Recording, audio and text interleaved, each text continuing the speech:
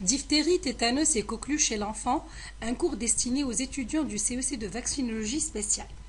Les objectifs de ce cours, décrire les caractéristiques épidémiologiques et bactériologiques de la diphtérie, du tétanos et de la coqueluche chez l'enfant en Tunisie et dans le monde, établir le diagnostic positif d'une diphtérie et d'une diphtérie maligne en se basant sur les éléments cliniques et sérologiques, décrire le tableau clinique du tétanos chez l'enfant, établir le diagnostic positif d'une coqueluche chez un enfant en se basant sur les données cliniques et paracliniques et planifier les modalités de vaccination contre la diphtérie, le tétanos et la coqueluche en se référant au calendrier vaccinal tunisien.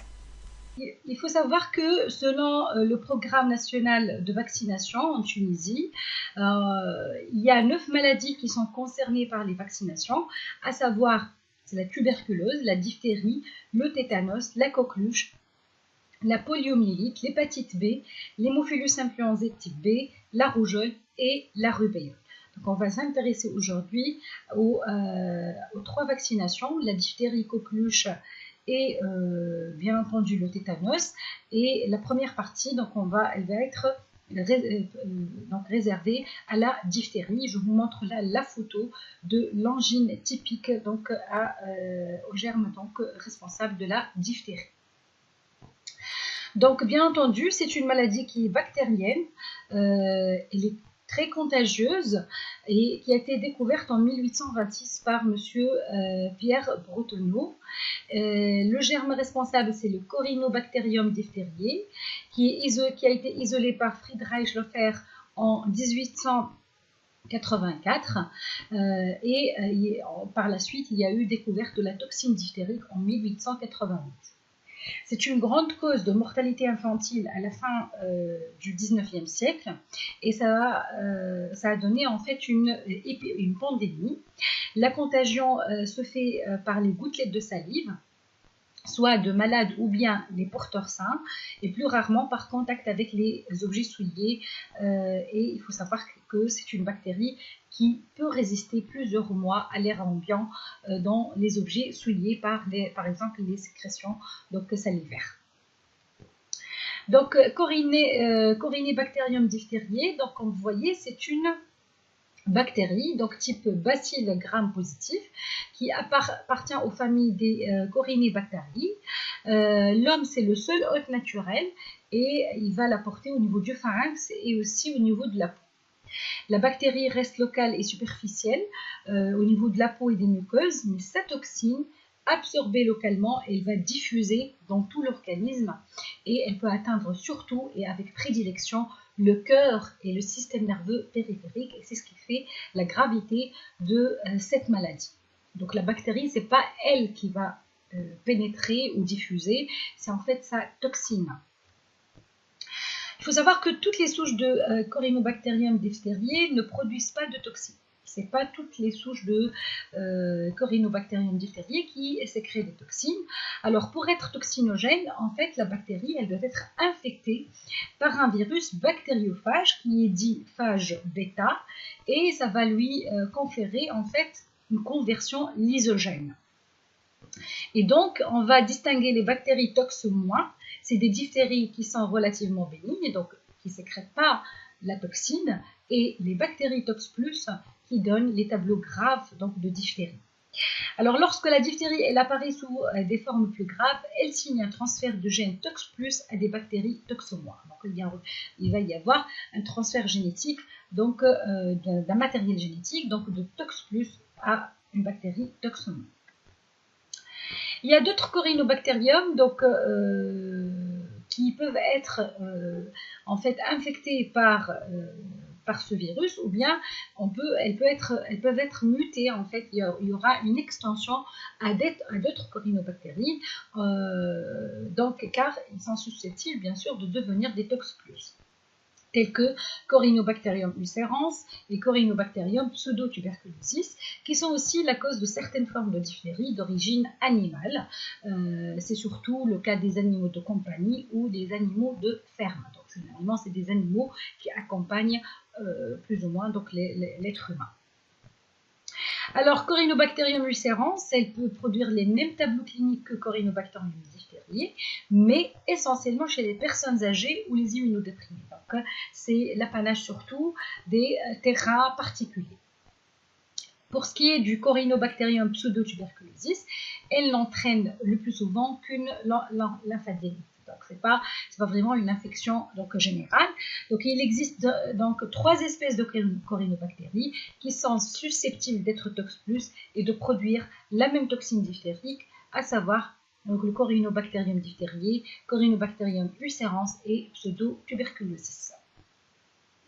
Maintenant, la diphtérie maladie, donc je vous remets la photo. Donc, c'est une angine typique. Donc, la diphtérie, c'est une maladie infectieuse contagieuse qui est due à ce germe qu'on vient de détailler. Ou bien, dans la littérature, c'est appelé aussi le bacille de Loeffler-Klebs. Et donc, elle va sécréter une toxine, laquelle toxine va diffuser donc, au niveau des voies respiratoires supérieures.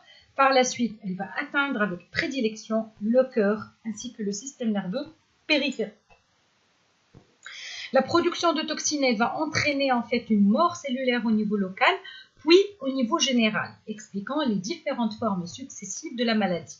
Puisque, premièrement, on va avoir la présence de fausses membranes sur le pharynx et les amygdales, assez évocatrices. Il y aura par la suite une extension des fausses membranes. Et l'étape 3, c'est les formes associées ou compliquées. C'est quand on a l'atteinte cardiaque et les paralysies par atteinte du système nerveux périphérique. La contagion va se faire par les gouttelettes de Pleuch. C'est la même voie de contamination pratiquement que la rougeole. Et plus rarement par contact avec les objets souillés. On a dit que la bactérie, elle résiste à l'air ambiant pendant même plusieurs mois.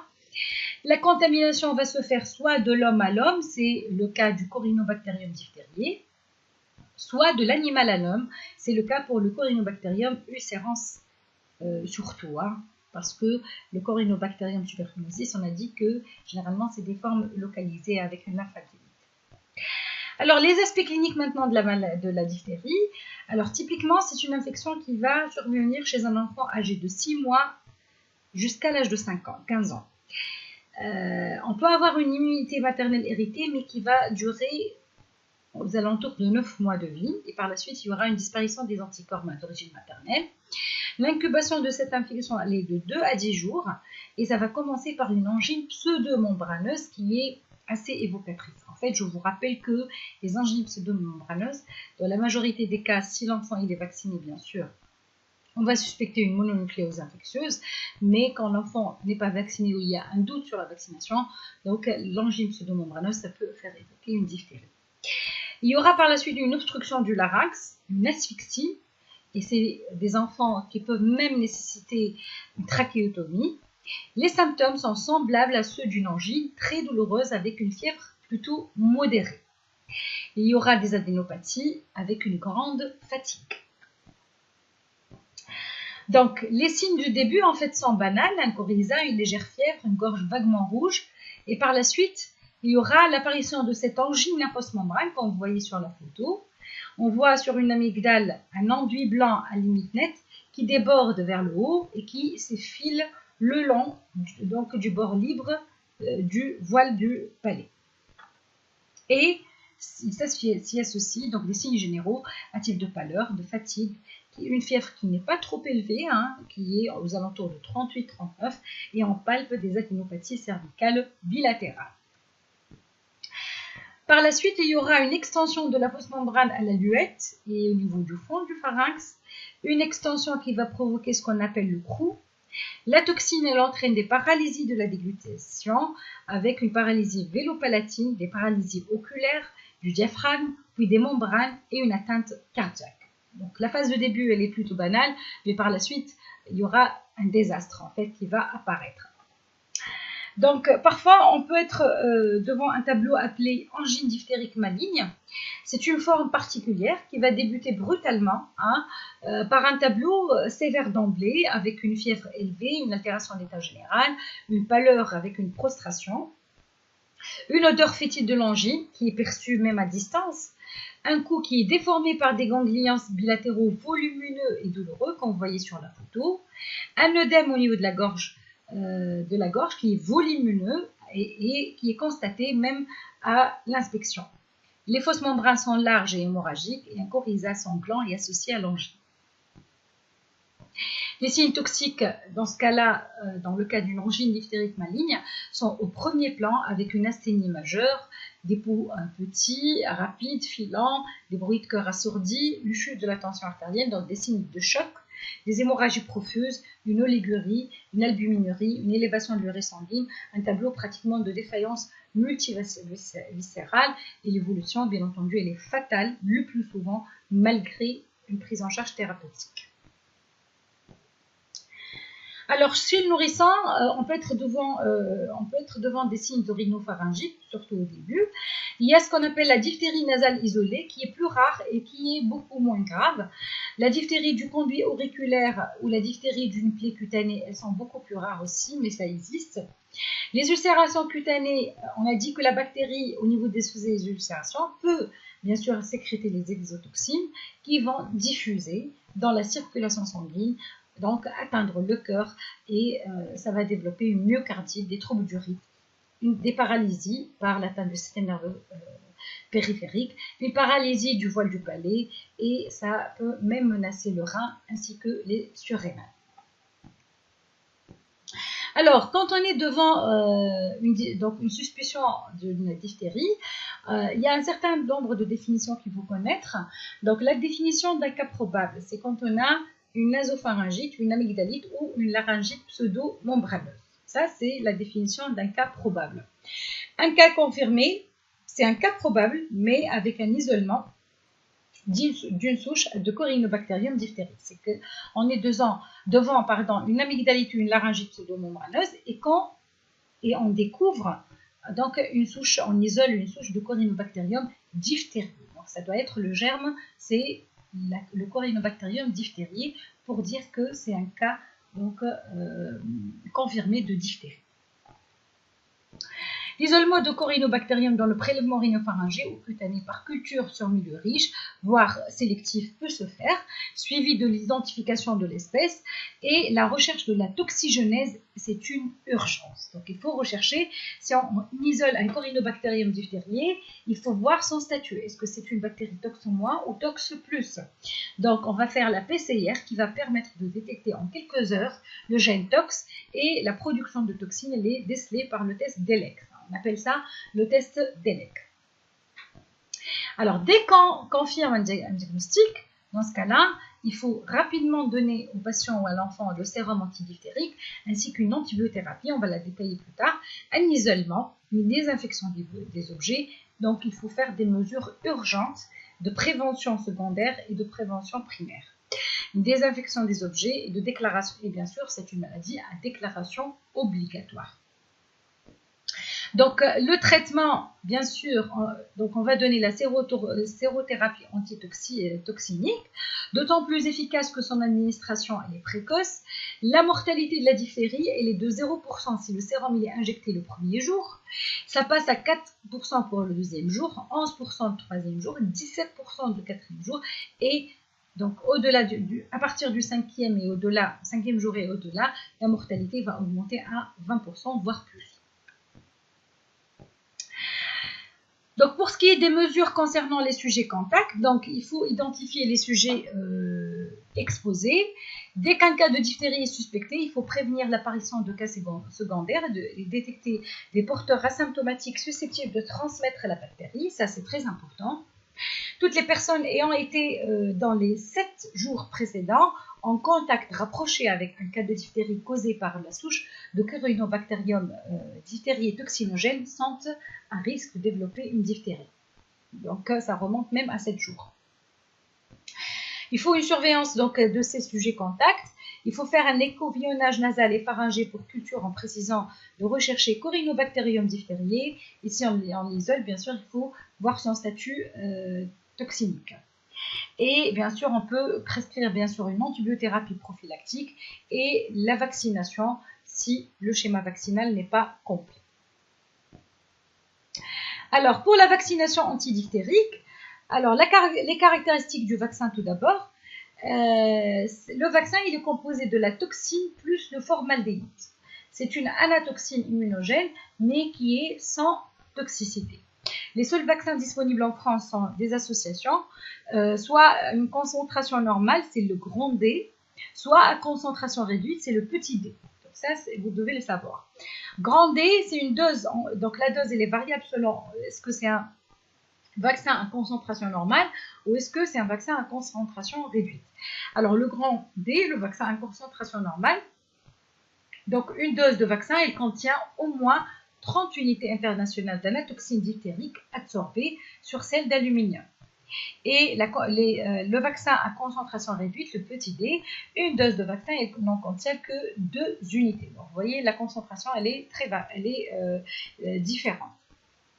Alors, le vaccin à concentration normale, ça existe généralement, donc on a dit que c'est combiné. Donc, il y a l'Infanrix Tetra, l'Infanrix Quinta, Hexa, le Pentavac et le Tetravac acellulaire. Donc, une dose de vaccin contient au moins 30 unités internationales d'anatoxine diphtérique absorbées sur celle d'aluminium.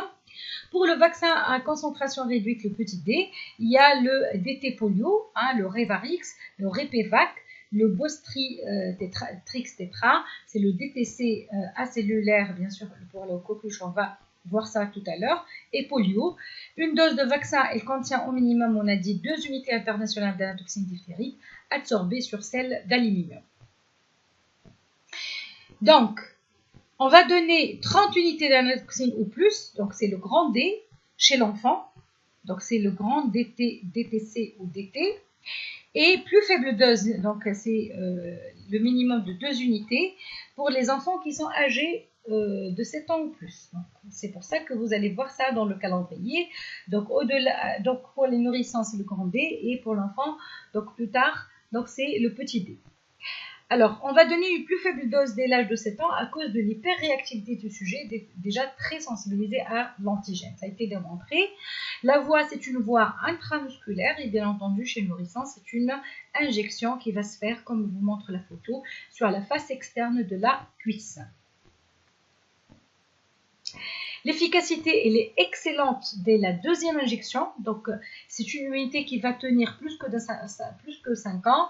Le taux de séroconversion après la série de primo-vaccination, elle est de 95 à 98%, mais il y a nécessité de rappel assez fréquent. D'accord? Ce n'est pas une unité donc définitive. Les effets secondaires sont généralement bénins, une douleur, un œdème, une rougeur au niveau du point d'injection qui peut être observée de 30 à 60% des cas. Donc parfois une réaction allergique ou une fièvre, mais c'est rare. Des malaises et des céphalées qui peuvent être transitoires, mais ça dépend de l'âge, de la dose.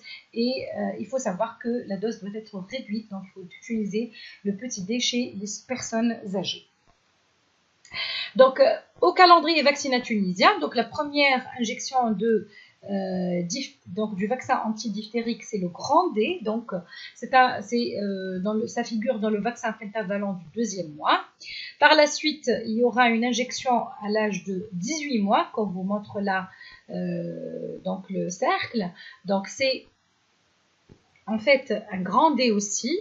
Et puis alors, à l'âge de 7 ans, à la 2e année de l'école de base, donc c'est un rappel avec un petit D, donc c'est le vaccin à concentration réduite qui va être bien sûr renouvelé à l'âge de 12 ans, à la 6e année de l'école de base, puis à l'âge de 18 ans, à la 3e année secondaire. D'accord ? On va maintenant passer à la vaccination anti-tétanique. Alors le tétanos, c'est une toxi-infection aiguë, grave, qui n'est pas contagieuse, mais qui est souvent mortelle. Donc, on parle là aussi d'une toxi-infection. Elle est en fait due à une neurotoxine, donc c'est une toxine qui a un tropisme neurologique, qui est extrêmement puissante, qui est produite par un bacille anaérobie à gram positif, c'est le Clostridium tetani. Cette bactérie, elle est ubiquitaire, elle est commensale du tube digestif des animaux. Elle persiste dans les déjections animales et dans le sol sous forme sporulée, extrêmement résistante. Vraiment, on ne peut pas l'éliminer de l'environnement. Donc, c'est une forme qui est extrêmement résistante, donc c'est difficile de l'éliminer. La source étant tellurique, donc inépuisable, d'où l'intérêt bien sûr de la prévention de l'infection par la vaccination. Donc, on ne peut pas en fait contrôler cette source de ce bacille en fait à gram positif, anaérobie bien entendu. Alors, il faut savoir que le tétanos est disparu dans les pays industrialisés, grâce bien sûr à l'hygiène de l'alimentation particulièrement, et surtout aussi par des vaccinations pour les personnes âgées. Mais malheureusement, dans les pays en voie de développement, ça constitue même parfois un problème de santé publique, et on peut avoir donc une incidence qui même atteint 1 million de cas par an. Donc de par le monde, d'accord, dans les pays bien sûr en voie de développement. Alors il faut savoir que y a une forme qui malheureusement elle est encore fréquente, c'est le tétanos néonatal, dont la mortalité est très élevée, elle atteint les 90%. La Tunisie, elle a atteint l'objectif d'élimination du tétanos néonatal en 1996, tel que défini par l'OMS. Donc, élimination, ce n'est pas disparition des cas. Élimination, il y a une définition, c'est moins de 1 cas de tétanos néonatal pour 1000 naissances vivantes par district. D'accord? Ça, c'est la définition. Et heureusement, on est arrivé à cet objectif-là. Donc, en France, je vous donne là quelques chiffres. Donc, dans cette figure, vous voyez que sur le plan épidémiologique, donc il y a eu en fait là un nombre assez important entre les années 1955 et jusqu'à les années pratiquement 80. Par la suite, grâce à la vaccination, il y a eu une diminution en fait des cas déclarés. Vous voyez là donc c'est la première courbe au-dessus, donc en haut, en fait c'est le nombre de cas déclarés, et vous voyez donc le nombre de décès qui s'ensuit. Donc c'est une mortalité qui est importante.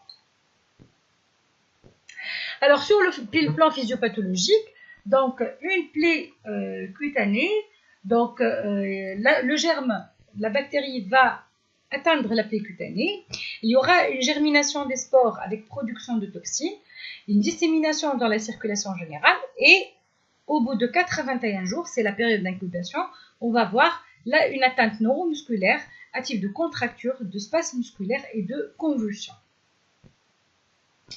Alors, l'exotoxine et les neurotropes, elles donnent ce qu'on appelle une tétanospasmine. C'est une tétanospasmine qui va donner en fait une tétanie.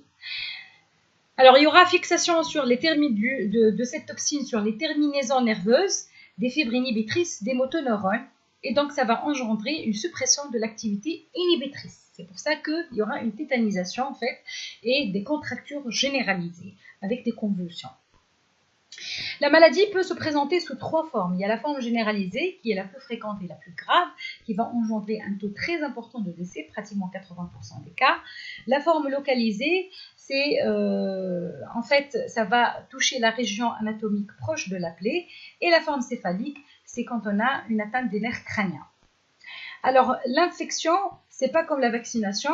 Il y a donc quand on est infecté, il n'y a aucune protection. C'est pas comme la vaccination. Il n'y a pas de production d'anticorps, et donc c'est pour ça qu'il faut vacciner, et même avec la vaccination, il faut faire des rappels. Alors après une incubation de 4 à 21 jours, qui est silencieuse, cette période d'incubation est silencieuse, il y a ce qu'on appelle la période d'invasion, qui est caractérisée par le trismus. C'est une grande crise de contracture généralisée. La phase d'état, donc, elle est caractérisée par une contracture permanente généralisée, des crises de contracture paroxystique déclenchées par les stimuli, donc une contracture généralisée permanente et sur laquelle vont apparaître d'autres contractures paroxystiques qui sont déclenchées par les stimuli, le bruit, la lumière, le toucher ou parfois même spontanément. Donc, et des spasmes laryngés, des fractures peuvent survenir, des luxations, une rhabdomyolyse qui sont dues à la violence des spasmes. Alors, pour la forme néonatale, donc c'est un tétanos généralisé qui va survenir chez le nouveau-né. La porte d'entrée, bien entendu, c'est le cordon ombilical. C'est le cas des pays en voie de développement. Et donc, lorsque la coupure du cordon se fait par un instrument non stérile, donc, ou bien par les soins de l'ombilic, par des produits qui sont souillés, tels que par exemple dans notre pays, le khol. Donc ils mettent cette substance sur l'ombilic et donc il y a un risque important de développer d'être contaminé par ce germe-là et donc développer un tétanos néonatal. Alors, cette maladie a quasiment disparu dans les pays industrialisés, à couverture vaccinale élevée, mais malheureusement, dans de nombreux pays d'Asie et d'Afrique, c'est une cause importante de mortalité néonatale. Alors, ça apparaît 3 à 14 jours après la naissance, avec un reflux tété, des pleurs inexpliquées, une fièvre, et par la suite survenue d'une crise hypertonique sur un fond d'hypertonie globale, une attitude en opisthotonnose, avec une évolution qui va se faire vers le décès dans 90% des cas. Alors, le traitement, c'est quoi? Le but du traitement, c'est de neutraliser la toxine non encore fixée sur le système nerveux central. Donc, traiter les symptômes du tétanos, éviter les surinfections qui sont assez fréquentes, ainsi que préserver les fonctions vitales. Donc, on va donner une injection de sérum antitétanique par voie intrathécale, des myorelaxants, surtout des benzodiazépines telles que le Valium, une antibiothérapie avec une désinfection de la porte d'entrée, nursing et support nutritionnel. Il faut savoir que malgré tous ces traitements, c'est une maladie qui est gravissime et le taux de décès il est important. Alors la prévention, étant donné que l'éradication elle est impossible, donc puisque l'agent responsable il est partout, il est ubiquitaire, il est inépuisable, donc il faut vacciner. La vaccination elle est obligatoire. Alors la vaccination antitétanique justement, tout d'abord on commence par les caractéristiques des vaccins. De ce vaccin. Donc le vaccin antitétanique, il est produit en traitant une préparation de toxines par le formaldéhyde qui la transforme en anatoxine immunogène mais qui n'a pas de toxicité. Les vaccins sont de deux types, il y a les vaccins monovalents et les vaccins combinés. Alors le vaccin monovalent adsorbé, c'est le vaccin tétanique Pasteur. Une dose de vaccin contient au moins 40 unités internationales d'anatoxine tétanique adsorbée sur hydroxyde d'aluminium. Les vaccins combinés adsorbés, il y a l'Infanrix Tetra R, le Tetravac acellulaire R, l'Infanrix Quinta R, le Pentavac R et l'Infanrix Hexa R, comme je vous montre dans la photo. Une dose de vaccin contient au moins 40 unités d'anatoxine tétanique adsorbée sur celle d'aluminium. Donc le vaccin monovalent contient 40 unités et pour les vaccins, comme vous voyez là, l'Infanrix Tetra, il contient aussi 40 unités. Il y a d'autres vaccins, d'autres types comme le Revaxis R, le Repevax R et le Boostrix Tetra R. Il contient 20 unités d'anatoxine tétanique qui est adsorbée sur celle d'aluminium. Alors le mode d'administration, donc la dose elle est de 0,5 ml qu'il faut administrer par voie intramusculaire ou sous-cutanée, mais au mieux intramusculaire. Donc bien sûr pour le nourrisson c'est la face donc antéro-externe de la cuisse. Les vaccins ils doivent être conservés entre plus 2 et plus 8 degrés, ils ne doivent pas être congelés.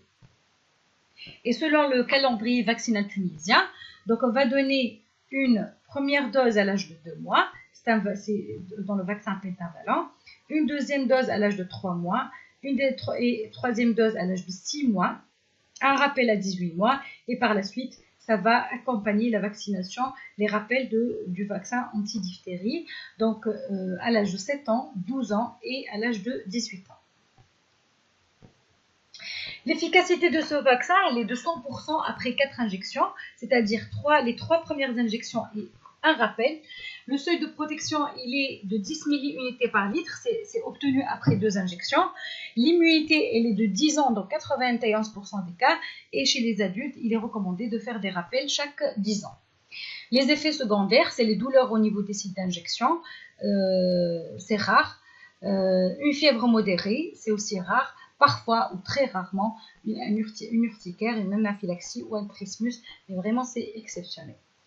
Les contre-indications, c'est la réaction d'hypersensibilité ou bien des troubles neurologiques survenus après une précédente injection de vaccin.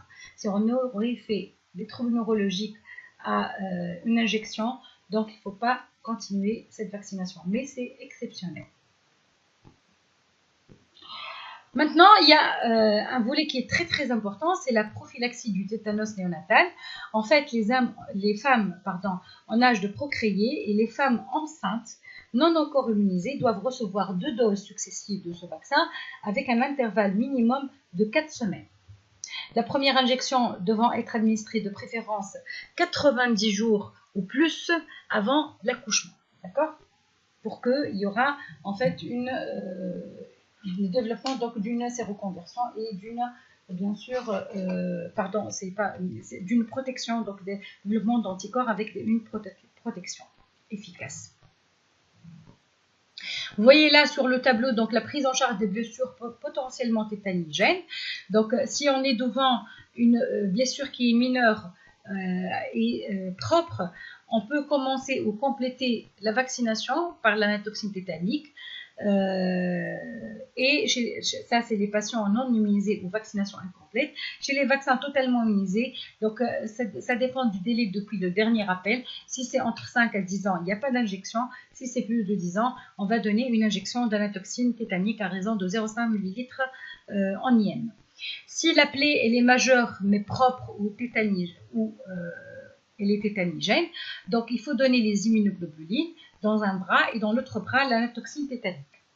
Et bien entendu, même là, en cas de vaccination qui ne remonte pas à plus de 10 ans, on va quand même donner une injection d'anatoxine. Et si ça remonte à plus de 10 ans, on va donner dans un bras l'immunoglobuline tétanique et dans l'autre bras l'anatoxine tétanique. Alors, quand on est devant une plaie qui est grave, avec un débridement retardé ou incomplet, qui remonte à plus de 20 heures, généralement surtout chez les patients obèses de plus de 80 kg, c'est le cas par exemple des morsures graves, délabrantes. Dans ce cas-là, donc des morsures ou des traumatismes donc graves, avec donc il y a un doute sur une porte d'entrée pour le tétanos. Donc, chez le patient qui n'est pas immunisé ou qui a une vaccination incomplète, on va donner les deux. L'immunoglobuline mais à une dose importante. Là, c'est 500 unités. Vous voyez que là, c'est 250 et là, c'est 500. Dans l'autre bras, l'anatoxine et bien sûr l'antibiothérapie. Si la vaccination, le dernier vaccin remonte à 5 à 10 ans, c'est l'anatoxine avec l'antibiothérapie. Et si ça remonte à plus de 10 ans, c'est dans un bras l'immunoglobuline à la même dose, 500 unités, et dans l'autre bras l'anatoxine tétanique 0,5 ml ou avec l'antibiothérapie. Donc vous voyez là, c'est un schéma qui vous résume donc la conduite à tenir devant une blessure avec une sévérité donc croissante. On va entamer maintenant la troisième partie de cette présentation, c'est la coqueluche. Alors la coqueluche, c'est une maladie respiratoire très contagieuse. Elle est due à une bactérie qui s'appelle Bordetella pertussis ou Parapertussis. Le tableau clinique il est très variable selon l'âge et le degré de protection de l'individu. Le diagnostic, généralement, il est évoqué devant une toux qui va durer plus de 7 jours sans cause évidente. Surtout si la toux elle est à prédominance nocturne. Ou bien, si on est en contact avec des cas diagnostiqués, la confirmation va se faire par le PCR des sécrétions nasopharyngées ou bien la culture. Donc, l'agent causal de la coqueluche a été découvert, le Bordetella pertussis, en 1906 à Bruxelles. Et il y a eu des difficultés à isoler en fait cette bactérie. Alors, il y a 70 ans, l'incidence de la maladie était très élevée chez les enfants dès qu'ils entraient en collectivité, vers l'âge de 5 à 7 ans. La coqueluche était considérée comme une maladie pédiatrique et donc, d'où l'importance de faire un vaccin pour protéger les enfants. Donc, vous voyez que ici en France, je vous montre donc des statistiques que en 1949, donc dans les années 50 jusqu'à les années 70, vous voyez que il y avait une incidence importante. Puis il y a eu introduction en fait des différents vaccins contre la coqueluche et à un certain moment, c'était une maladie pratiquement oubliée. Mais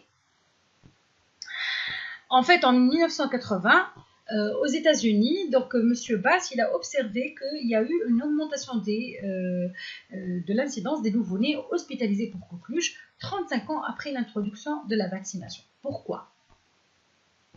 Parce que justement, la vaccination des jeunes enfants, elle a induit un changement de transmission de la maladie. Donc, ce n'est plus une maladie strictement pédiatrique. Il y a eu une diminution de la circulation de la bactérie, mais il n'y a pas eu de rappel naturel, il n'y a pas eu de rappel vaccinal. Et donc, c'est une maladie qui a touché en fait l'adulte par la suite. Donc, la coqueluche n'est plus une maladie strictement pédiatrique. Elle a atteint l'homme donc plusieurs fois dans sa vie et même donc à l'âge adulte, voire les personnes âgées. Et donc, il y a eu une réapparition des cas de coqueluche chez les petits nourrissons qui ne sont pas encore vaccinés. C'est le cas surtout des nouveau-nés. Voilà. Alors, la transmission, elle est strictement interhumaine. Elle augmente avec la répétition des contacts et surtout dans les espaces clos. Donc, c'est le cas des crèches, par exemple. La contagion, elle est maximale au début de la maladie. Elle va durer 3 semaines et elle est raccourcie jusqu'à 3-5 jours si le traitement macrolide, il est précoce. En fait, le traitement par macrolide, c'est pas un traitement pour la maladie. C'est pas pour traiter la coqueluche. La coqueluche, une fois elle est là, elle va évoluer. Donc, généralement vers la guérison. Il y a des formes bien entendu graves, mais il faut savoir que le macrolide, il est préconisé, il est prescrit parce qu'il raccourcit la durée de la maladie et ça va éviter la contagion des individus, donc des autres individus, et la propagation donc de l'infection. Il faut savoir que cette maladie, elle a une longue durée de 4 à 8 semaines. Généralement, c'est une toux qui va persister pendant jusqu'à 8 semaines. Et généralement, une phase de convalescence va apparaître à partir du 9e, 10e semaine.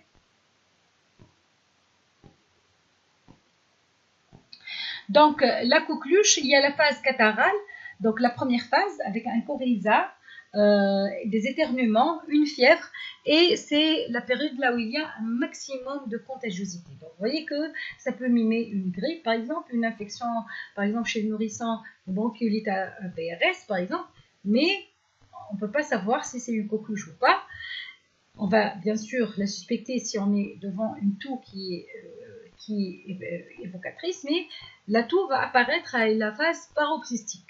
En fait, c'est des quintes de toux avec reprise inspiratoire prolongée et subite. C'est ce qu'on appelle un chant de coq. Le chant de coq avec possibilité d'apnée. Et ça fait la gravité de cette infection. Le tableau chez le nourrisson de moins de 6 mois, il est moins typique. On peut avoir un écoulement rhinopharyngé avec une toux qui sont moins marquées.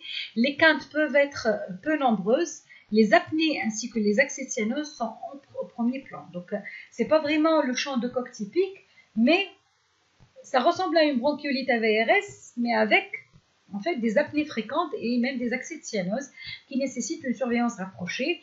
Malheureusement, et ça fait la gravité de cette maladie, donc on peut avoir des formes graves avec de bronchopneumopathie, un tableau d'SDRA, une asphyxie ou ce qu'on appelle donc la coqueluche maligne avec une atteinte neurologique et une encéphalite.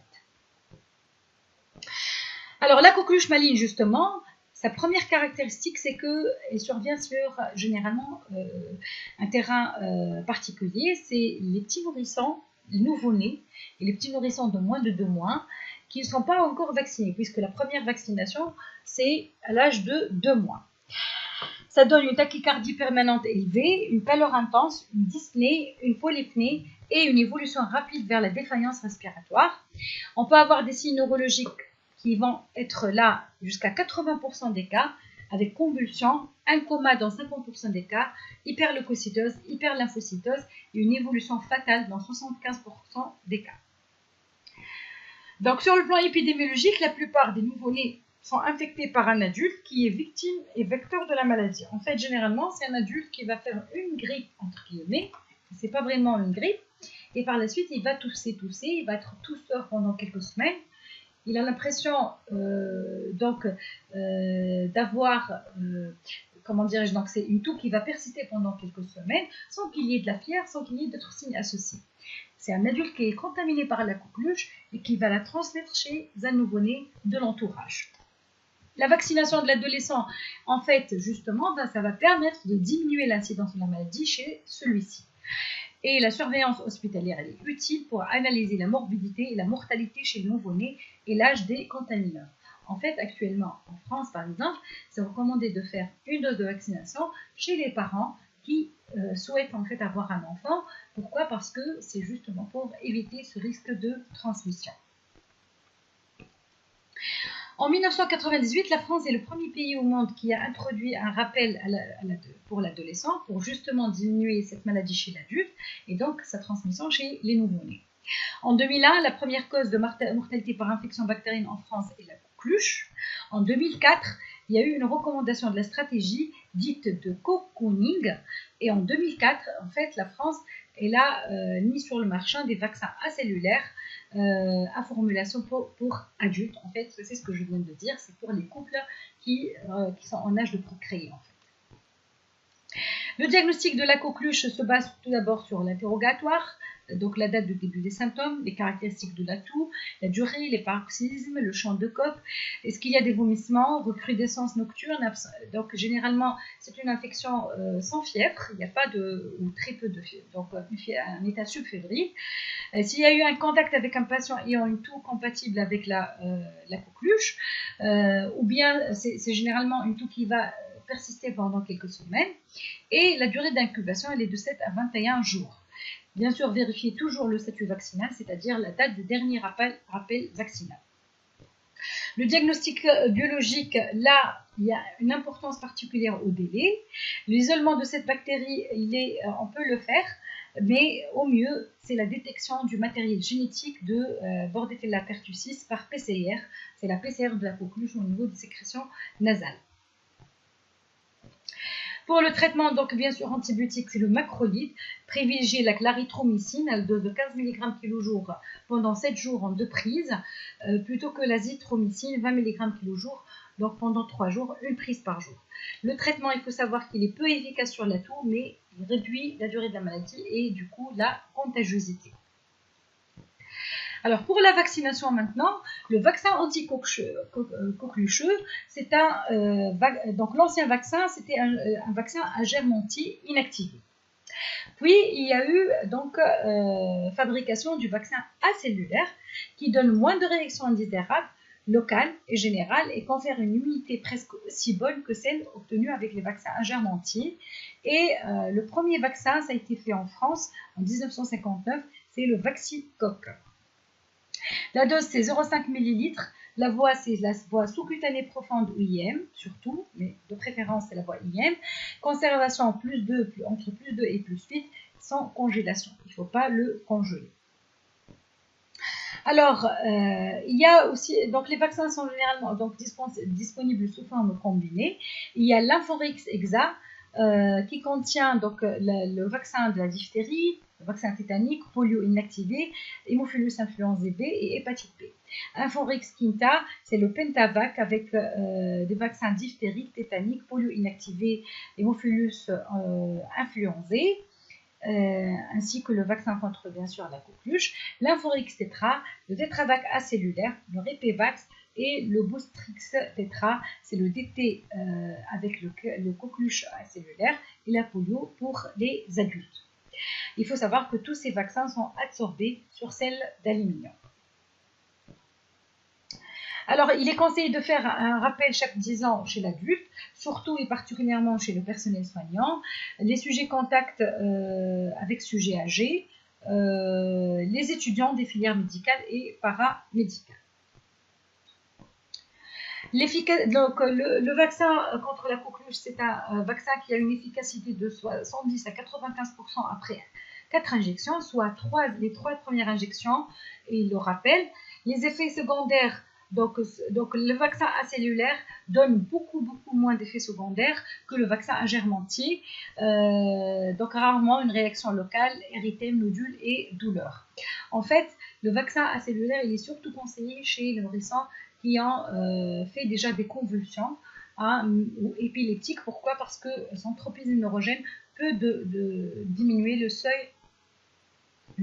En fait, je parle du vaccin Agermanti. Donc, il peut donner une diminution du seuil de convulsion. Et donc, c'est conseillé, dans ce cas-là, de donner le vaccin acellulaire.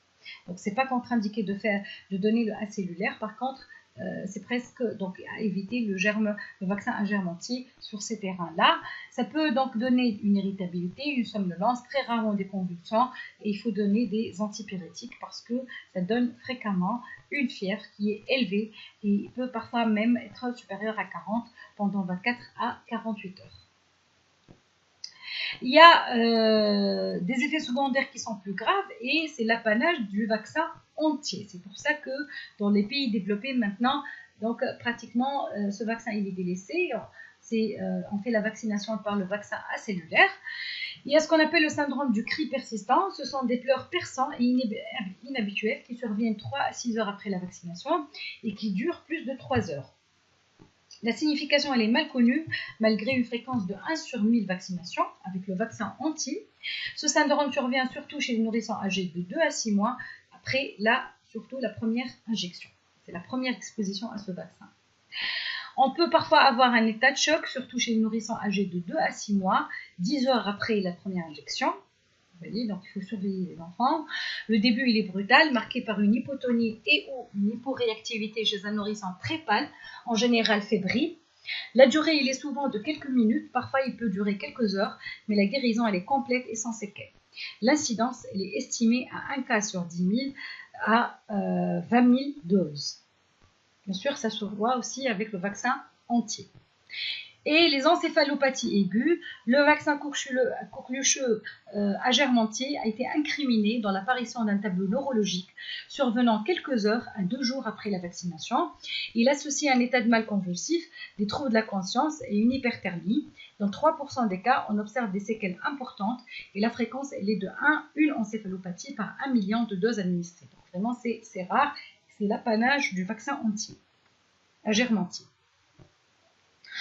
Alors, la réadministration d'une autre dose vaccinale doit être soigneusement évaluée après les réactions suivantes. Une fièvre qui a dépassé les 40 dans les 48 heures sans autre cause identifiable. La survenue d'un collapsus ou d'un épisode d'hypotonie hyporéactivité dans les 48 heures. Des cris persistants inconsolables d'une durée de plus de 3 heures.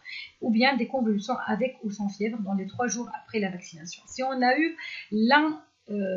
au moins l'un de ces signes-là, il faut discuter, ça dépend, la réadministration d'une autre cause vaccinale, donc avec bien sûr généralement des discussions qui vont réunir un staff médical. Alors les perspectives tunisiennes, c'est introduire le vaccin acellulaire dans le calendrier national tunisien. Une dose de vaccin coqueluche acellulaire sera rajoutée au rappel DTP de 7 ans, au moins une injection. Moi, on introduit un vaccin cellulaire et entreprendre une stratégie de vaccination des adolescents et des adultes. Les contre-indications de ce vaccin, c'est les réactions d'hypersensibilité consécutives à une vaccination antérieure, des réactions d'hypersensibilité connues à l'un des constituants du vaccin, ou bien la survenue d'une encéphalopathie dans les 7 jours suivant une vaccination antérieure, par bien sûr le vaccin anti-coqueluche. Alors, je finis avec cette auto-évaluation. Donc, je vous propose une première QCM. La vaccination contre la coqueluche ne peut se faire qu'avec le vaccin acellulaire. Commence chez le nourrisson à l'âge de 2 mois, peut se compliquer de convulsions, peut se faire chez l'adulte et contre-indiqué en cas d'antécédent de crise fébrile. Les bonnes réponses.